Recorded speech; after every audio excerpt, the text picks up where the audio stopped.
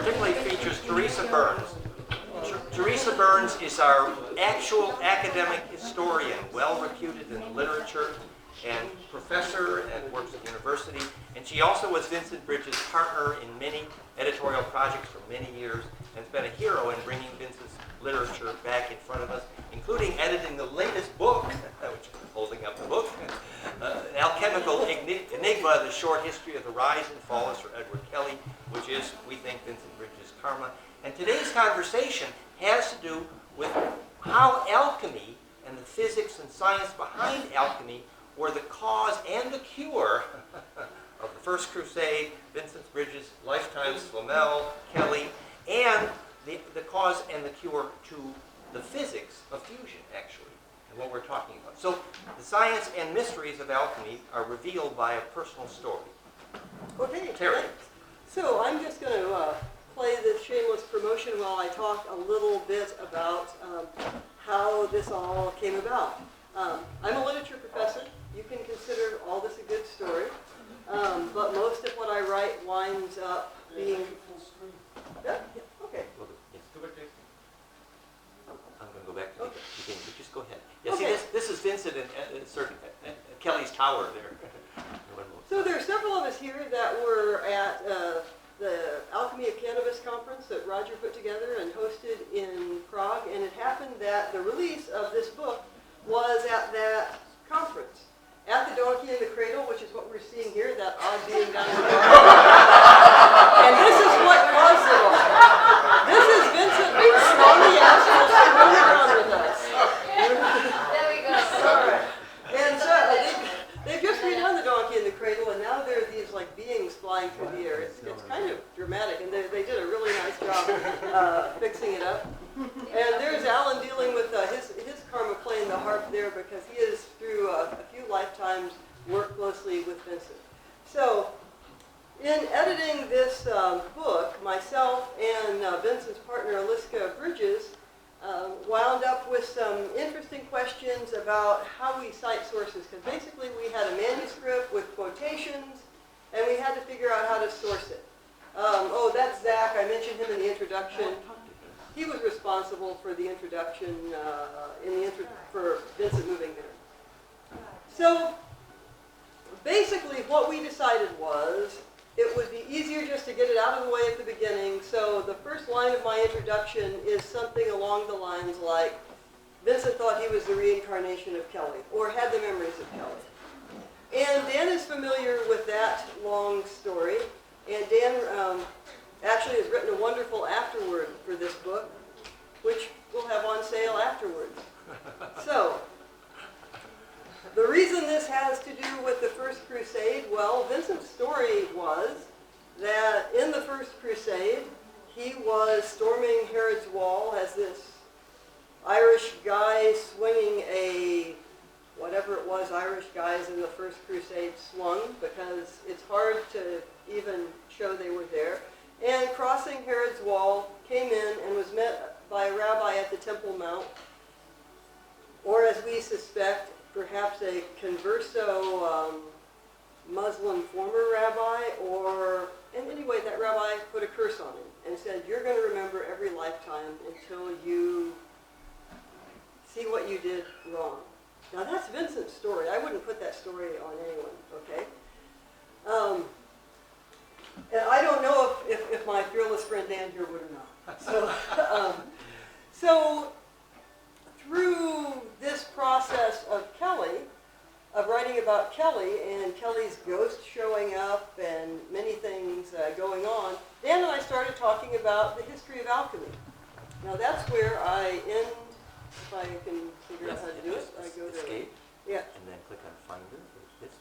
There's your slideshow. Okay. There we are. And we go back to the history of alchemy. So what you need to know is that the person we knew as Vincent thought that he was the person some people knew as Sir Edward Kelly. I haven't had zero problem believing that at all, but just, your mileage may vary. So, and that if we talk about the lifetime he remembered that had to do with the First Crusade, that we might have an idea about why he approached alchemy in the rather interesting way that he did. Now, some of you know that Vincent wrote a lot about Enochian or Ophanic magic. Alan and I are going to be doing some an Ophanic ritual. Basically, Alan is going to be, and I'll be side support. Warning, plasma being set up in symmetry. Alan. Yes. That's tonight. So it's actual plasma temple assembly with clairvoyance, and that's the technical skill that Alan brings. Now, I can see the faces in the room of those that makes some sense to, because you've known Vincent or you have been through some of these, and a few of you are like, what are you on? I'm a literature professor. We have interesting reputations. So, Vincent wrote a couple previous books. Some of them you may know came out as A Monument to the End of Time with Jay Widener. Then it was reissued as Mysteries of the Great Cross at Henday. And in that, what Alan and I found the most interesting was the history of alchemy. In fact, I think it's the best kind of... It's a beautiful chapter. Broad scope of it. And you can find on vincentbridgeslegacy.com, if you search Seeking the Stone, the extracted parts of that just had to do with the history of alchemy. But basically, Vincent looked at the First Crusade as the cause of what in the West we call physical alchemy. That he says that while you can talk about alchemy, say in ancient Egypt, which a lot of us do, or you can talk about Hebraic alchemy, which lots of us do, or you can even find recipes, say, in Muslim alchemy in the work of Jabir, that in the Christian West, you don't find anything like recipes until after the First Crusade. Now, when Vincent and I met in 2001, right away I wanted to help him I wanted to help research the stuff he was writing. I was really drawn to what he was writing. And it was also quite a way to fast-track oneself into the history of the Western mystery tradition. At points, he had me as the kind of uneducated reader. Now, I was a college professor when I was doing this, and I'm still a college professor, though this will be my last year, and so I'm more inclined to make these kind of presentations now than I might have been in 2001. So, but I didn't know about the Western mystery tradition, so he had me read, for example, Steve Crockett's book, The Prophet Code, to see how a reasonably intelligent person would react to it. And when I had questions, he'd give them to Steve to make revisions. But mainly, I worked with him on the mysteries of the Great Cross at Henday. So, what I later learned, 5-10 years later, when the book was long out, that he was reverse engineering the whole thing, really. I mean, and so where I would find these citations you're making about Hebraic alchemy and the Bahir and how this must have happened right before and right after the First Crusade, what he was doing was, in my opinion, and Vincent, you can make a light go out or something if I'm, misspeaking here. Roger, so just leave Roger alone. So, anyway, I found out later he was having me, to a certain degree, reverse engineer what he was going to write. That is, sometimes he would take a suggestion. If I said, you needed to make more of a connection here, he'd make it. There were sections, I realized when the book came out, where I was like, there's no evidence for this at all, and you're quoting a yoga book about alchemy, and that's where he was kind of like, well, screw you. So, he never said that. It's just, when I went through later and had an idea because of some things that happened, that's what we learned. So Dan is very interested in this for reasons I'll leave to Dan to explain. Well, thank you. See, we fit together because I was really focused on the history of the science of alchemy, and Teresa began to fit together, because I didn't understand how these pieces fit together until Teresa helped me. But apparently, the point Vincent made in that book actually was that the actual documented transmutations were in history. For example, the British Royal Society measured the purest gold that had ever been measured on Earth just after Kelly and Dee made that gold. And Vincent also referred to the time when the transmutation was made in the presence of the Pope. But in both cases, his point was, none of that happened before the First Crusade. Right. The first, And there's not that many documented physical transmutations, but one thing does happen with those kind of, with anything else, if you find a lot of people reporting that they saw something, it's like, okay, they saw something. With Edward Kelly's transmutations of gold, you get lots of people. The Holy Roman Emperor, Sir Edward Dyer, John Dee's son Arthur Dee. famous, documented. Nicholas Pernod. There are a bunch who all say they saw it. So this was well documented. So we wanted to get to the science behind this, and Vincent dropped little breadcrumbs helping us put the pieces together. And remember, the other part of this is when Tufan Guven said he was going to sponsor this conference in Turkey, and we agreed that we were going to call it Alchemical Reunion, because alchemy could be, remember we said both the cause and the cure, to the religion wars. So if we're discovering now something about the black stone of the Muslims, which actually is the beginning of our story, that when the feud over alchemy started the First Crusade, if we do understand that now, we're deep at the root of healing the religion war that started then. So that's why we want to tell this little piece of the story right now. Right, and you can go back with it further if you want. So the stone that fell from heaven, a meteoric stone. There's earlier ones. There's Lucifer's eye. Lucifer's eye. Many examples. There's the Cabela stone in Anatolia. I mean, but it seems that when someone has this stone, someone else wants it. And so That's the First Crusade. So remember, as Vincent explained to me, there's only one class of meteorite that forms these sacred stones, like the Kaaba and the Kibala. the Cabela stone, but then he also thought, in Prague there's moldavite, which is another meteoric stone. And So we're studying the electrical engineering thereof, and Vincent's explaining the way in which he called it vaporized gold propagating into the glass at the right temperature. Now I originally thought it was a foam nanobubble of the vaporized gold in the glass, but actually Paul explained it's just a trace particulate of a quasi-monoatomic gold, for example, in the way the Templars made the red glass, which is very psychokinetic, in the Gothic cathedral window. And the red powder that was ground up from the black stone of the Muslims is the center of our story. This is Emma Watson. I mean, this is Flamel and the Philosopher's Stone. That's where we're going here.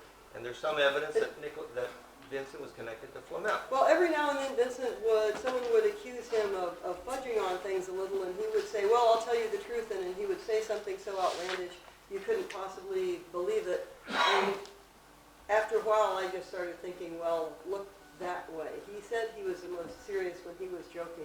So that was a big vent of his twice that I found in my email was about, well, as Flammel, da-da-da-da-da. Now, I was talking about Kelly before, all these transmutations that there was record of. What I didn't finish saying was that historians look at it and they don't say, oh, there was documented proof. We don't know how this person did it. That's pretty interesting. What they do is say, well, since we know that couldn't possibly happen, let's figure out why. They ignore it. And so now here we have the historical evidence, and now we want to compare that to the physics. Now, well, you wanted a little more on this story, so I would say of other people that have supposedly achieved the Philosopher's Stone, some of them, like Elias Ashmole, who is after John Dee and Edward Kelly, and Vincent, by the way, thought that Dan looked a lot like John Dee. I kind of agree with him because, I can kind of understand Dee's stuff better by listening to Dan, but that's another whole kind of thing, and it's going to be a great novel someday, so look for that. The screenplay at Mason Valley. That's right, and the great clips from this conference when you all laugh, unless Dan tells me not to, I'm like, who could come up with this? That's awesome, Dan. Okay, so there's Kelly, working with John Dee. There's someone like Elias Ashmole where we don't know for sure if he's talking about lead to gold. But if we're talking about physical alchemy, you have a group of English alchemists. Thomas Norton is one, George Ripley is earlier. And then you have Nicholas Flamel. He's Very crotchety dude. He is. There he is. There we go. Yeah, he is nobody. Well documented. He had some red powder and made lots of gold. Well documented. He was the guy, he's associated with Notre Dame. That looks like the Kenner. And he had the same problem that Kelly did. He He ran out of the red powder. That's the karma we want to discuss. So, which one could put a certain way and say, you know, the universe has all you need and you don't need to go around stealing other people's powder. But we'll get back to the First Crusade. Yeah, the First Crusade, I think we need to do Now, that. So, here's Herod's Wall. Yeah. Here are the Crusaders storming Herod's Wall. Now, the Western Crusaders were a filthy lot, basically. I mean, after they had come down through Europe and wiped out the Jews and wiped out this, and you know, they came in and they had the siege of Jerusalem, and finally they went over the wall. And you can find different historical accounts of it, but Vincent's account, which was pretty much like the other historical accounts, were that the Crusaders went in and proceeded to murder wipe everything in sight. everyone out. Up to their waist in blood is the story. And it's not. And here we are, you know, not quite in the shadow of Montségur. Where they And were most still- of you in this room know the quote that I'll paraphrase as, you know, kill them all and let God sort them out. It's this sort of attitude. Not very good for creating longitudinal waves, if I can walk in the window here.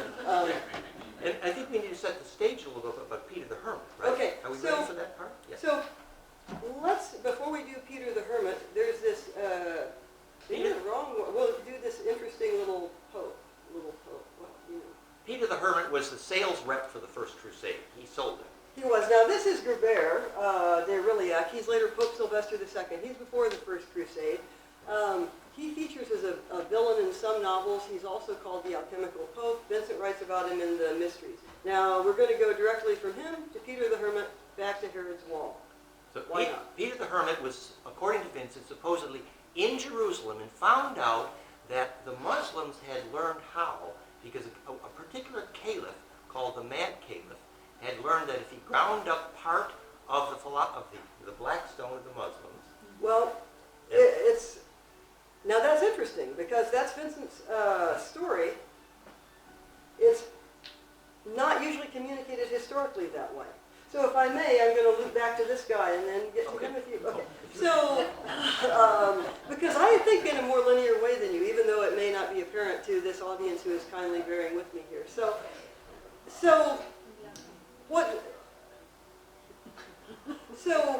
what Vincent thought, and I have never seen anyone else write about the prelude to the First Crusade this way, was that it seemed that Gerbert de Rilliac, later Pope Sylvester, sent a group to Jerusalem, and they were doing some kind of what he called research. Not like any research I've ever done, but they were also there at a time when Jews, Muslims, and Christians in Jerusalem basically got along. They were friends. And this was under the Fatimids, and then the ruling Muslim group changed, probably because of some other things in Anatolia, maybe connected with the Cabela stone, I don't know. But it looked like Jerusalem was not going to be as tolerant of a place, and indeed it soon became that. So, the Christians and Jews in Jerusalem called for help. What they wound up was getting all these, genocidal crusader nutcakes coming in. So the question is, how do you go from asking for help to get them coming in? So this brings us to Peter the Hermit. So who sold it? You see, so the story was, remember, back to the physics, that a glass meteorite with the right amount of gold nano in it becomes what's called a phase conjugate dielectric, an implosive capacitor. And a small amount of that powder, about the size of a grain of rice wrapped with wax, dropped into the red-hot mercury or lead with the right phonon geometry, is implosive in the sense of isotope transition. And there's a phonon aspect. So I'm introducing a few clues, some of which I got from Vincent. So that's a little bit of background in terms of now what was happening with this guy called the Mad Caliph and the Black Stone, and that Peter the Hermit heard a rumor about. Well, so Vincent argued that the Caliph, The guy who controlled the Black Stone. the Black Stone had, by Caliph. some accounts, gotten smaller. By some accounts, it's a meteorite. That's nothing you can really test. But by some accounts, the Caliph took too much, ate too much, did something too much with the stone, and just went.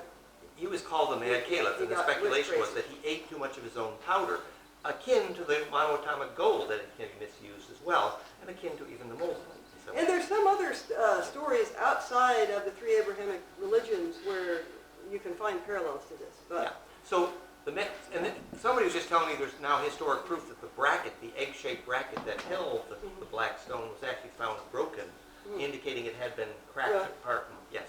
So there's some evidence that parts of the black stone went missing just at the right time historically for all these stories that somebody was grinding up and making the projected powder, the philosopher's stone.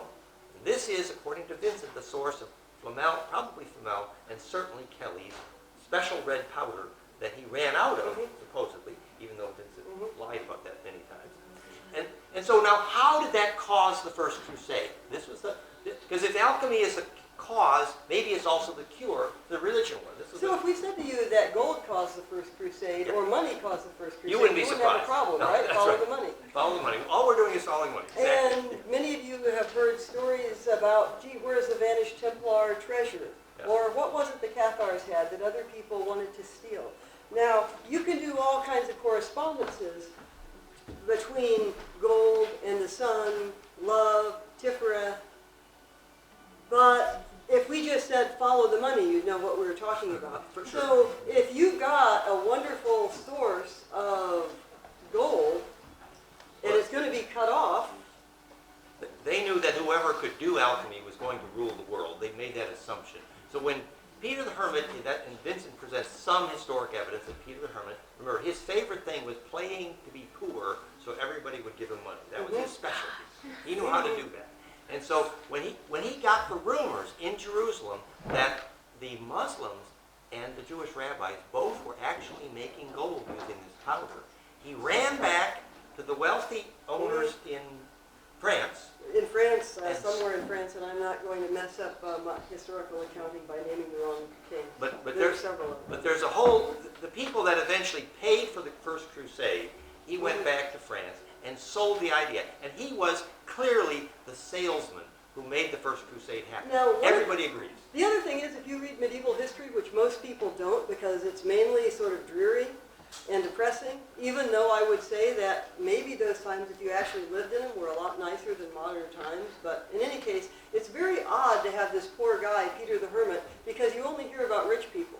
And if any of you try to trace your families back to that time, it'll only work if you have some ancestor who's some rich person. Which, given the probabilities, as the tree branches out, you find millions of people tracing themselves back to Crusader X or Crusader Y. So Vincent made a pretty good historical case that the competition over alchemy is why the rich people paid to have the First Crusade happen. But Peter the Hermit wasn't a rich person. No. So, and he's in all of the accounts. And he does just, pardon my non-French, but he just does weird-ass things.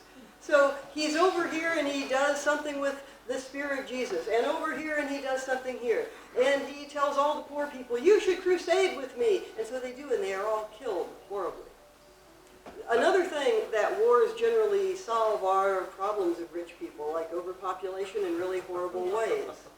And so if you want to talk about all kinds of fractures, you find them from that time period forward. If you find the escape of some people to what is the south of France, or the escapes of some other people to Anatolia, those people are all living in a fractured world after that. However, now you have another problem, which is, I'm not going to call Flamel's picture back there, but you have a problem with, let's take Nicholas Flamel and Sir Edward Kelly. So I think if Paul were here and we asked him about, what do you do, what does it mean to achieve the Philosopher's Stone? There's this split you get. Because usually you're demonstrating it in the mineral kingdom that is led to gold, theoretically anyway, because I can't do this, to show that you can. And because you can, you don't need the gold. You've got it. You can demonstrate it, but the idea isn't that you're going to become King Midas because, well, that's why you have the King Midas story, to show you that it's a bad idea to be King Midas. So Flamel and Kelly are very odd in that one could easily argue that it would seem that the spiritual attainments you're supposed to have they would appear not to have, particularly Kelly, but also Flamel. I mean, if you wanted to say that Flamel didn't create the Philosopher's Stone, you could just say, well, he married well and... It's well documented. Yeah. He came into a huge amount of money, and then he helped lots of people. Oh, he did. built Absolutely. orphanage, Flamel. But, you know, not to jump to the Storls of the Mori, but the idea is they were looking for a heart of gold in growing old. And the heart of gold here actually is obviously the urge for wealth and the urge for immortality are actually the same thing. They are the perfect symmetry of this charge implosion, really. And so what we want to do then is put the metaphor in front of us about the sequences of the incarnations of Vincent as a kind of alchemy to understand the alchemizing of karma, as it were. So why would you remember all of those lives? Now, Vincent said it was a curse from this rabbi. I have said before, when we were talking about this over Skype, I might use a different word, but I would think that story is only going to be preserved if there is some reason, because in fact, who cares who we were in this life, or if we were 5 different people, or 5 people merged into the person I am. I mean, who cares? So we learn the physics, and we can forget the nightmare that was history after we've learned the lesson, right? Maya Angelou's got a great poem that says the same thing, by the way. Yeah.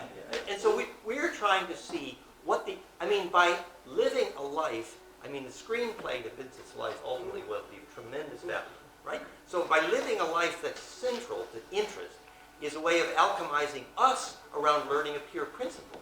And the pure principle is obviously what fascinates me as well. Like, if you put that red powder, which we now know is a super high dielectric constant, is capacitively implosive into the molten lead or mercury. Remember, the mercury, for example, is only 1 electron shell difference. The nucleus is back to the same. A small amount of charge collapse, carefully choreographed, and you have perfect fractality. Others named gold. So that the physics behind that is obviously central to Vincent's karma. But now let's apply that to the discovery of pure intention, the discovery of what actually alchemizes your aura at the time of death. We use the word alchemize literally with chem in the middle, which we know now means access to a black hole, access to charge implosion.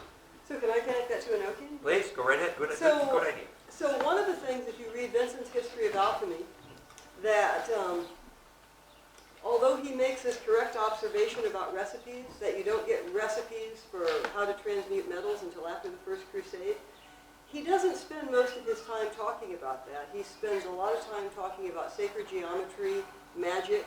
He doesn't talk about Enochian, so hold that, keep it on a back burner. He says there seems to be some illuminated tree of life connected somehow to the Jewish Bahir. And he tells the story of Isis and her son Horus as the secret of alchemy. Now, you can get that book and read it on your own if you want. But it's basically, you get this very tantric story, and here is the history of alchemy, and then it falls flat.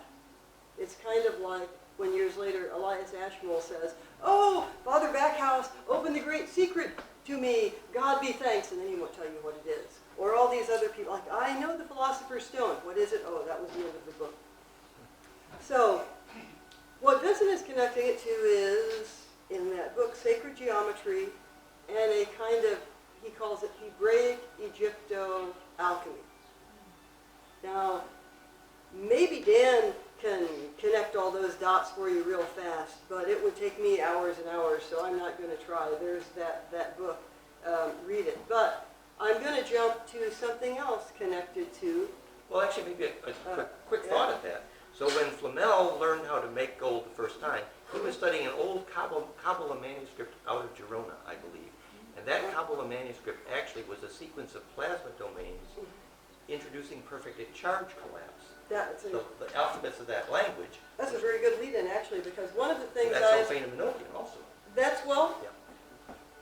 When John Dee and Edward Kelly, we talk about this somewhat in the footnotes to An Alchemical Enigma, because Vincent, I see why you and Vincent got along so well, because Vincent would rattle off 3 sentences, which we then have 3 pages of footnotes for. So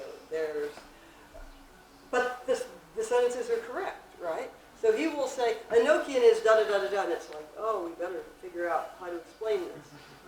So, so we do that in this book. But take plasma. In alchemy, there are three kingdoms, right? The plant kingdom, the mineral kingdom, the animal kingdom. The angelic beings tell John Dee and Edward Kelly that the Enochian is basically that this is alchemy. This is the secret of formal alchemical transmutation. This is the secret of astral projection. This is the secret of a bunch of other things. You want to know more about that, actually, see me or Alan. We've written several articles about it with Enochian. Implosion, actually. And you must implode before you can radiate charge.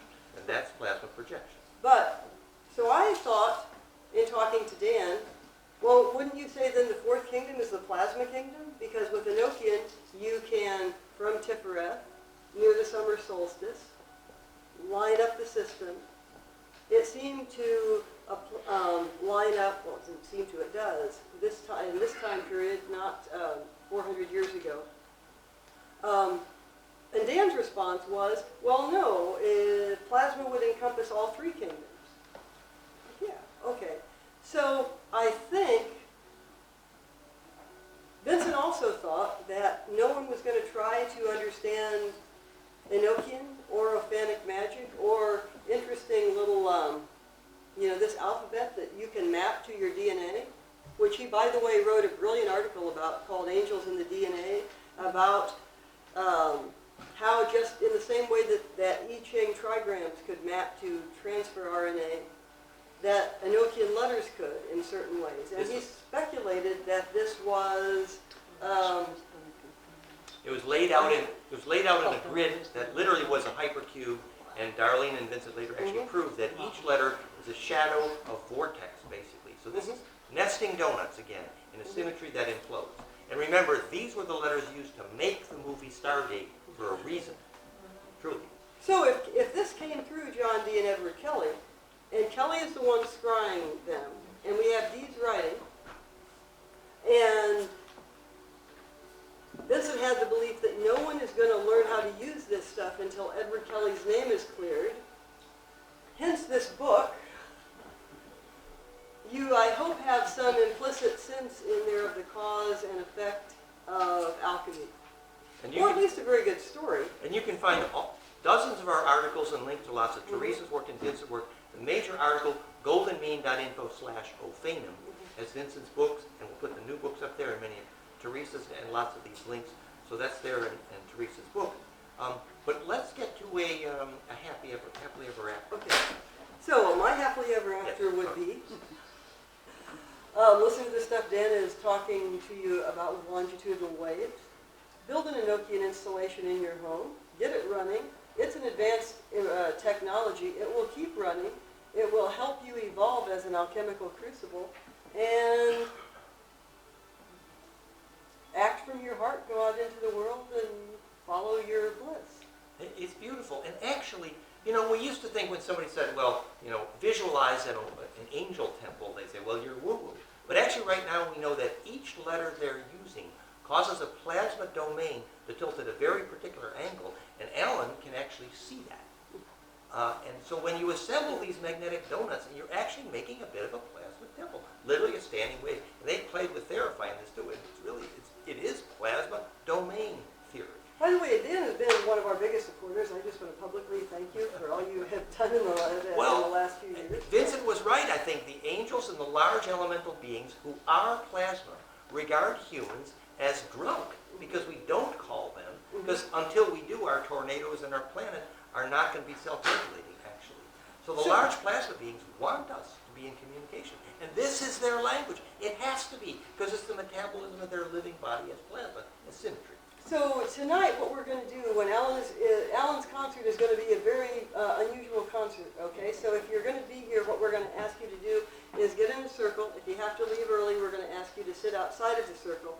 He's going to create, without the hours and hours of explanation it would take, some of you have heard, most of you haven't, he's going to create a dodecahedron made of pentagons that are actually pentatopes. All of that information is on Dan's page, but which nests with the ophanic structure, and at the most, I think he will introduce what this so-called Enochian furniture is. But what you're looking at is a self-organizing space on the astral, in which you...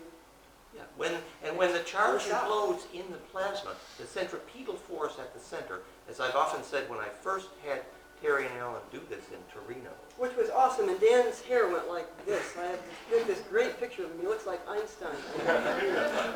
But not meaning that as The thing I wanted to report was it was very clear that many people in the center of that room felt the wind blow. You know how they say when the plasma domains implode, it makes a centripetal field called casting a spell.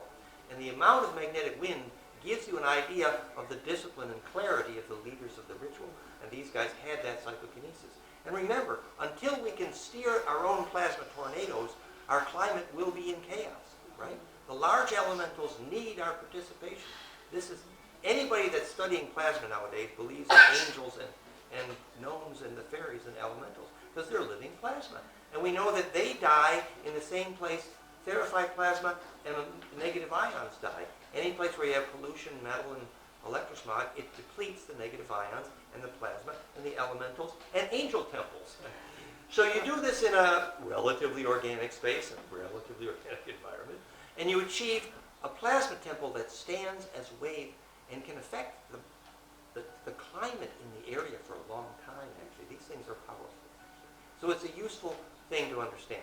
So anyway, in summary, in terms of the history of alchemy, we have a history of the discovery of the principles behind charge implosion, negentropy, phase conjugation, fractality, whatever you want to call it. It is literally the principle of creating perfected compression. That applies not only to getting electron shells to compress. Remember that the symmetry of gold is only and exactly, the SPDF subshells of gold are only and exactly dodecacosa. So to get those electron shells to collapse into the perfect 3D fractal, which is then electrically implosive, is more than metaphor for creating our symbol of value, which is gold. But as a symbol for value, what's even more important underneath it is humans cannot fuse except under the exact same circumstances. Which, by the way, if you consider what we're doing this evening, a ritual, which it is, that would be our intent for the ritual. Because, don't go into a ritual if you don't know the intent. So there you have it. And by the way, if you've made Dan Star Mother, that's great practice for astrally setting up an Enochian temple. And my last thing, before Roger tells me we're out of time, is we have a few copies of these if anyone wants to buy them. And we also have the CDs that Vincent have recorded. Well, Vincent masterminded Eva Marisova, who has a wonderful voice. She's a professional singer, along with a lot of other people there. They are over there. They did the Enochian Calls in Zelenahora, which is a Santini-designed temple in the Czech Republic. And thanks for... So you can play these, and she also has some information in here if you aren't into building an Enochian temple but just want to listen to the things you might do if you're going to listen to it. But real angelic music. We sponsored her just about a week ago. Yeah. Her voice is incredible. It's amazing. Yeah. The Alchemy capital of the world. This is a CD that you want. We've only got a few of them, but we'll send out a link later. We're going to send out a link later. We've only got a few of the books. How much do they go for? So the books are 20 euros, and these are 35 euros. So we only managed to bring a small packet with us, but I will send out a link later about where you can get it. Like the book is going to be available on Amazon.com. Yeah, it's on and the Amazon. CD is going to be available. The CD, there's a link to both on VincentBridgesLegacy.com. Eva has the CD on her page, which I think is IVAMARESOVA.com. And remember that this is not just the fusion of humans and the fusion of electrons. It's the fusion of spiritual traditions in a connective wisdom between physics and science and spirituality. That's a beautiful fusion, which was the original intent for Turkey as well, that we would hear. When we see the deep, beautiful science behind all religions, that enables the alchemy of their fusion.